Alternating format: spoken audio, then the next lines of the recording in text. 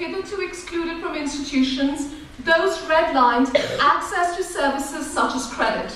They include, but the inclusion is segmented. It takes place on terms quite different than those made available to prime borrowers. The subprime is inherently unjust. It makes a mockery of democratization. If in its bold plans for the future, the best that UC administrators can do is to envision a subprime education, then the crisis is even worse than we had anticipated. This brings me to my third point. This is a crisis not only of something called the budget, but also a crisis of accountability. The problem at hand is not only defunding by the state, but also how the cuts have been allocated and implemented. On this campus in the last decade, according to Professor Shorter's figures, while the total number of employees has grown by about 26%, management has grown by 283%. What are they all managing? On this campus, the implementation of budget cuts has taken place through a set of heavy-handed decisions, legitimized through the talk of emergency. Decisions often with meager financial savings, but with huge institutional loss. This summer, I was in the Middle East, in Egypt, studying the long-term and disastrous effects of neoliberalism and structural adjustment there. I came home to the structurally adjusted University of California, a place diminished not because it took an economic hit, but because economic crisis became the excuse for administrative fiat. I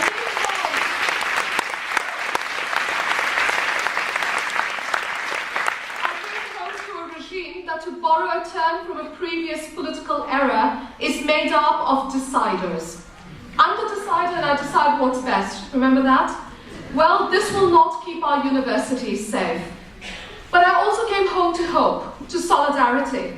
Solidarity is an old-fashioned word, a word from the barricades of Paris raised by a unity of social classes in the 19th century. A word derived from the Latin solidum, or whole sum. This whole sum of interests and objectives, solidarity, is the most valuable resource we now have. But it is also threatened as we find our interests pitted against each other. As students are told that without sharp fee hikes, world-class faculty will migrate to other world-class universities where they will be paid more. But the crisis gives us the opportunity to reassert the interconnected nature of our fates.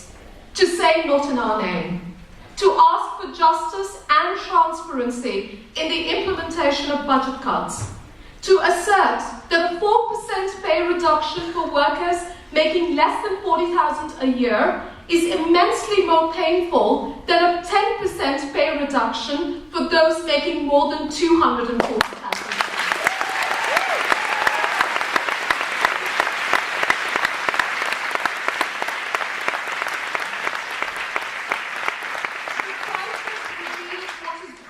In the UC system. As I leave at the end of a long work day, our building's head custodian tells me how after the layoffs, he's the only custodian left standing in a sprawling building of 9 floors. He wants to tell me that he's worked at UC Berkeley for 24 years and that he takes great pride in his job, that he's now worried and humiliated that he cannot keep the building clean. As I visit another department early in the morning, the scheduler is already there. She works a full day, 8 to 5, and then she rushes over to Target, where she works until 11 each night. She must, since her 3 brilliant children study in the UC system, and she must, as a middle-class mother, pay their fees. Solidarity is what we now have. Tomorrow is a day of action. Action is a condition for the emergence of truth. Will we be able to forge a new common sense, a new truth about higher education in California? Not in a day, not in a year, but we must start.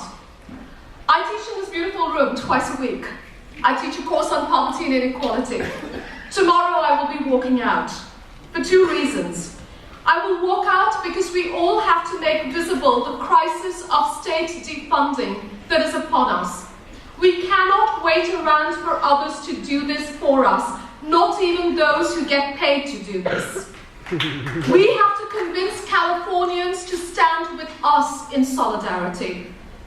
And I will walk out because I reject the administrative logic that says that my job and salary can only be protected if others in this university are badly harmed.